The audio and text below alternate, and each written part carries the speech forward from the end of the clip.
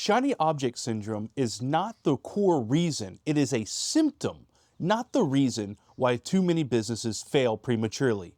It's what happens when business owners don't know their numbers, don't know their math. And most people think it's a focus issue, but it's not. It's actually a planning issue. And I see it all the time, especially right here in Naples. There's so much opportunity here. Most people are juggling several things, one or multiple businesses, a 1099, a side hustle, a gig here and there, and a W-2 income. On the surface, it seems ambitious and it feels productive. But most often, it happens too early and it causes fragmentation and distraction from the main thing and ultimately holds you back. And by the way, my name is Sean Shakarami. I'm a CPA and I work with business owners, entrepreneurs, and high-income commission earners. I help them grow their wealth and protect what matters most. And today's lesson, I've lived myself. There's a time where I was juggling 3 businesses at once. And what I ended up with was 3 average, mediocre businesses. I was spread thin and constantly reacting. And ultimately, I ended up burnt out.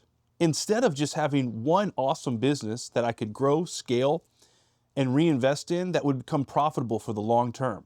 And so here's what I've learned. Shiny object syndrome isn't just about discipline. It's what happens when you don't have a clear plan and neglect your numbers. And if you don't know your numbers to begin with, you'll never be able to build a process that you can later scale. And when you don't know your numbers and don't have a process, this is exactly what I see happen time and time again.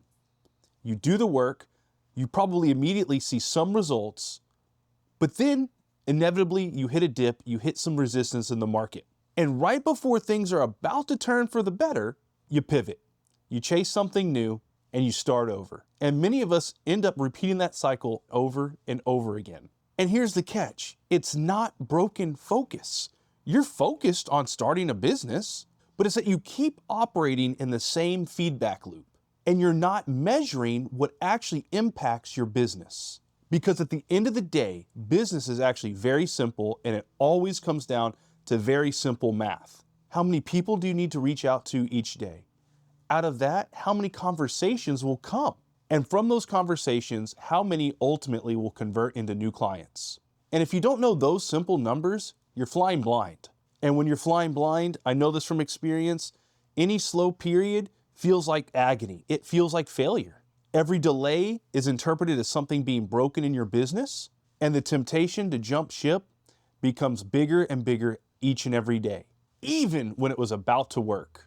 On the other hand, though, when you do know your numbers, every small win adds up and compounds and builds new momentum and new confidence. You can see the progress, you can feel the momentum, and you can stay the course through the dips. And that's where the real growth actually happens. I used to believe the most successful people in business were those who are just the most disciplined, but not anymore.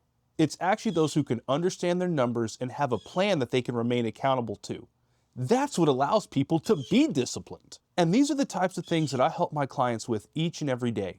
Build a clear financial plan, understand the math and numbers, the drivers of their business, and remain accountable to it, even through the hard times. So if you're a small business owner and you feel stuck in that stop-start feedback loop and you're falling prey to shiny object syndrome, and you know you've been chasing too many things all at once, let's talk. My work is confidential and every first consultation is completely complimentary. It's just a conversation to better understand your business, understand where you are today and where you want to go in the future, and see if maybe I can give you a little bit of help. Feel free to reach out to me directly by email at thenaplescommission@gmail.com. Until next time, I'm Sean Shakarami.